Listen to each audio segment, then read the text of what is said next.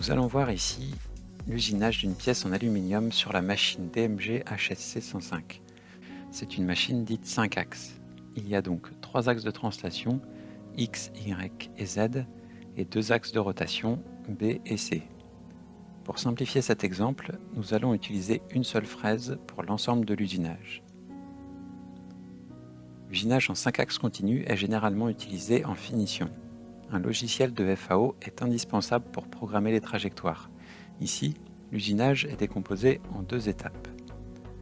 On effectue d'abord une ébauche en 3 axes, de manière à s'approcher de la forme finale de la pièce, suivie d'une finition en 5 axes continus. Pour cette première opération, la stratégie utilisée est l'ébauche en Z. L'ordre des passes s'effectue généralement de haut en bas et de l'extérieur vers l'intérieur. On peut voir ici que l'outil prend des passes axiales de 2 à 3 mm.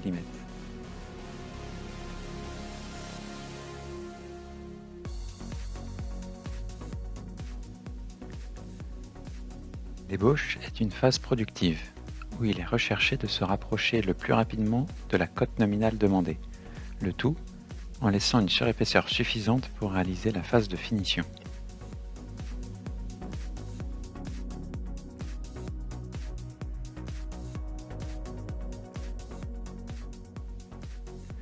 La stratégie de 5 axes est dite en roulant.